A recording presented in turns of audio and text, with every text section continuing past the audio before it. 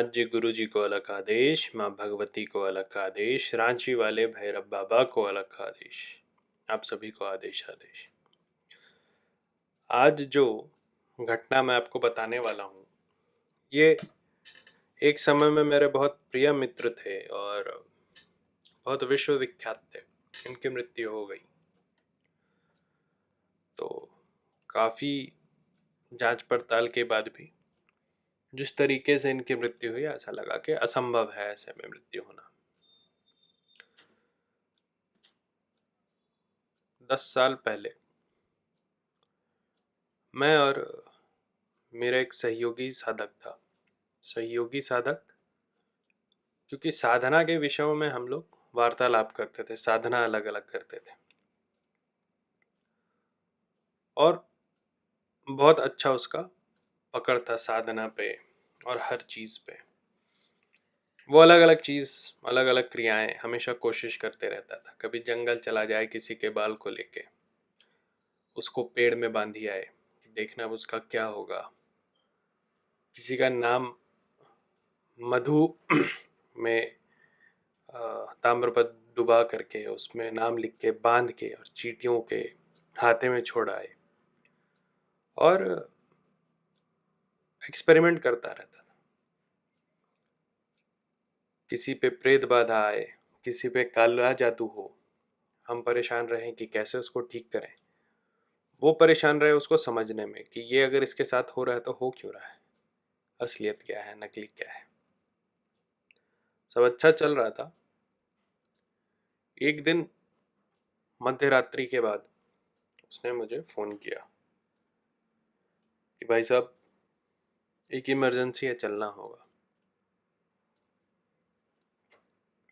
एक बच्ची को कोई प्रेत परेशान कर रहा था। हम किसी तरीके से वहाँ पहुँचे। बहुत अजीब सा माहौल था वहाँ। पूरा परिवार, जॉइंट फैमिली थी, वहाँ पे जुटा हुआ था। वो बच्ची अकेले खड़ी थी। हम लोगों ने एक बार रूम झाँका, अजीब सा माहौल था। एक मौलवी झाड़ फूक का काम कर रहे थे, तो काम में डिस्टर्ब ना करने के चलते हम बाहर निकल गए। बड़े ज़ोर से एक बार चिल्लाने की आवाज़ आई। हम फिर वापस गए तो देखा कि मौलवी कान पकड़ के उठक बैठक कर रहे हैं और बोल रहे हैं गलती हुई। वो बच्ची बोल रही है कि मैंने तुम्हें क्या तकलीफ पहुंचाई, तुम आ कैसे गए यहाँ, मतलब उसको डांट रही थी कि अगले बार आए तो अच्छा नहीं होगा। उसके बाद हमारे जो मित्र साधक थे वो उस बच्ची को संभालने की कोशिश करने लगे, तो उस बच्ची ने इसे मारा एक चपेट और उसके बाद बोला कि तुम्हें अभी बहुत सीखना बाकी है। उसके बाद हम लोग भी उसमें भिड़े। 3 घंटे तक वो जो भी था उसको ठीक करने की कोशिश की। 3 घंटे बाद वो ठीक हुई।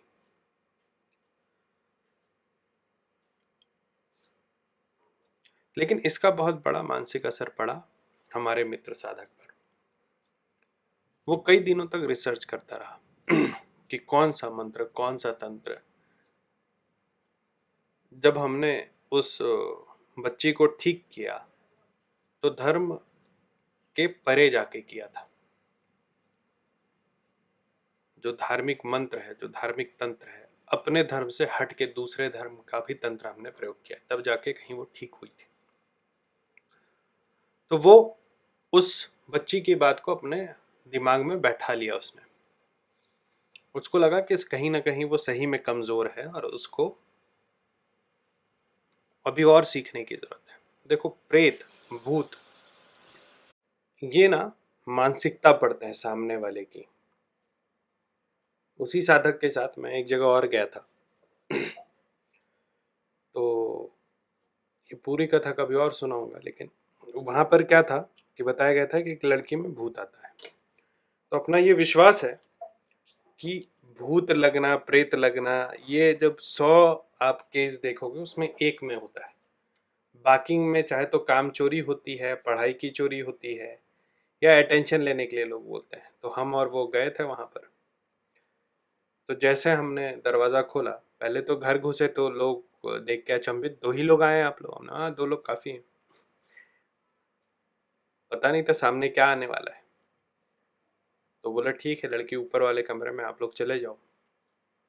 हम दोनों गए, जैसे गेट खोला वो लड़की पूरा एकदम फिल्मी स्टाइल में बाल वाल सामने करके बैठी हुई थी। और हमने बोला कि अच्छा तुम ही हो? वो उसने बोला अच्छा तुम लोग आ गए, तुम्हारा इंतज़ार था। देखो साइकोलॉजी के साथ कैसे खेलते हैं। उसके बाद जानती हूँ तुम्हें, ये कर दूंगी वो कर दूंगी, हम भी चलो देखते हैं क्या कर लोगे। उसके बाद एक बहुत खतरनाक घटना हुआ था।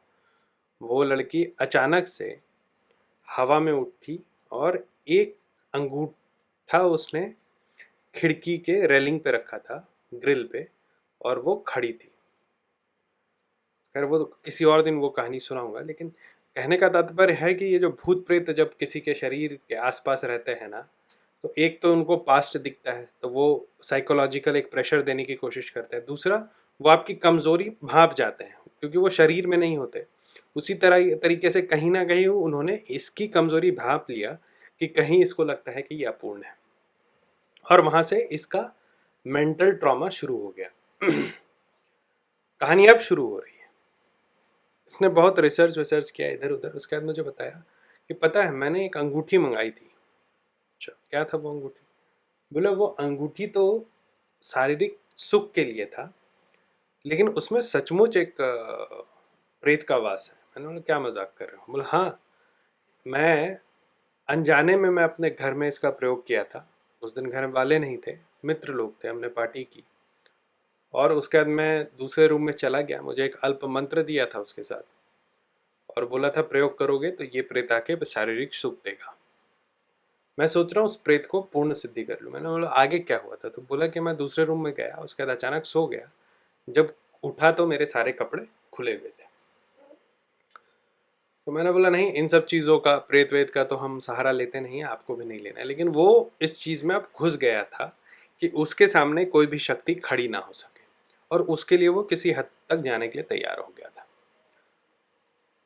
फिर किसी दिन मैंने उसको देखा, तो वो एक बर्तन में, वो चमड़े का बर्तन था, उसमें वो त्राटक क्रिया का एक प्रयोग कर रहा था। मैं समझ गया वो क्या करने की कोशिश कर रहा है। मैंने उसको मना किया कि तुम ये नहीं कर सकते, ये गलत है। फिर एक दिन वो रुद्राक्ष का एक प्रयोग कर रहा था। ऐसे दो तीन घटनाएं हुई, तो मैंने बोला कि तुम्हारे साथ अब रुकना अहितकारी है, मैं यहाँ से जा रहा हूँ। लेकिन और भी साधक थे वहां पर। इसने उस व्यक्ति से इस प्रेत को सिद्ध करने का पूरा उपाय निकाल लिया। ये एक बार कुछ साधना के लिए पशुपति गया। रात में 3 बजे मुझे इसने फ़ोन किया कि ये मुझे अब मार देगी। मैंने बोला कौन मार देगी? तो बोला वही प्रेत जिसके बारे में मैंने तुमको बताया था। मैंने बोला मैंने तो तुम्हें मना किया था, अब क्या हो रहा है? तो उसने बताया कि उसने इसकी पूर्ण सिद्धि की। पहले ये सिर्फ अनुभव मात्र थी, लेकिन अब ये पूरा सशरीर आती है। बोला कि मुझे जिसने मंत्र दिया था, बोला था इसको प्रेमिका के रूप में तुम रखना, और ये प्रेमिका के रूप में इंसानी प्रेमिका से ज़्यादा खतरनाक है। ये मुझे कुछ करने नहीं देती है, उठने नहीं देती है, बैठने नहीं देती है। अभी मैं साधना करने आया हूँ, ये मुझे साधना नहीं करने दे रही है, और यही सत्य है कि मैं इससे छुटकारा पाने के लिए साधना करना चाहता हूँ। लेकिन वो मजबूर था और वो कुछ कर नहीं पा रहा था। ये प्रेत थी उसकी प्रेमिका। शक्ति के लिए अंधा जब हुआ व्यक्ति, एक प्रेत को उसने प्रेमिका बना लिया। और प्रेत की क्या खासियत थी कि आप उसको जो बोलो, उसको तुम हॉलीवुड की एक एक्ट्रेस बन के आने बोलो, बॉलीवुड की एक्ट्रेस बन के आने बोलो, कोई भी विश्व सुंदरी बन के आने बोलो, वो उसी रूप में आएगी। लेकिन जो सत्य रूप होता है प्रेतों का, वो बहुत घिनौना होता है। लेकिन ये इसकी सारी मनोकामनाएं पूर्ण कर रही थी, और उसके बदले में उसे ये व्यक्ति चाहिए था। सब साधक हाई अलर्ट हुए। बहुत मुश्किल से इसका पीछा छूटा। इसने गृहस्थ आश्रम में प्रवेश कर लिया। गृहस्थ आश्रम में प्रवेश करने के बाद अभी जो नया ज़माना है इसमें मोबाइल बहुत बड़ा ग्रह का काल होता है, और इससे बातें उससे बातें, इसका पास्ट उसका पास्ट। पहले ठीक होता था, ना देखा ना सुना, ना फ़ोन है ना रेडियो है, शादी हो गई अब उसी के साथ निभाना है। अब तो किसी का पास्ट देख लिया, किसी का प्रेजेंट देख लिया, लड़ाई होती रही। इनकी लड़ाई कुछ ज़्यादा होती थी क्योंकि ये साधक थे और साधना के अलावा कुछ करते नहीं थे। पिताजी धन्नाट थे लेकिन इनके पास अपना धन नहीं था, तो इनका पारिवारिक जीवन बद से बदतर होने लगा।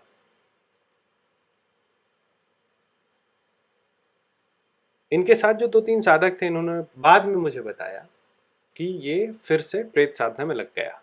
शादी के 3-4 महीने बाद ये फिर से प्रेत की साधना करने लगा और उसको फिर से वापस बुलाया। उसके बाद इसका जीवन और कठिन हो गया। वो प्रेत इसको रोज उत्पीड़ित करे कि तुमने शादी क्यों की, वो इसको रोज मारे। ये डर से ऐसे समय में घर जाए जब पूरा परिवार सो रहा होता था। ये उसको उसकी धर्मपत्नी के साथ घूमने ना दे, अगर जाए तो इसको पीटे, इसको काट दे, इसको नोच दे। और अब वो इस स्थिति में नहीं था कि वो अपने गुरु भाइयों को बोले कि मेरी मदद करो, क्योंकि उसने हर हद को पार कर लिया था। जो भी एक संविधान है तंत्र मार्ग का, उसको उसने पार कर लिया था। जब ब्रह्मचर्य का मार्ग बोला जाता है तो एक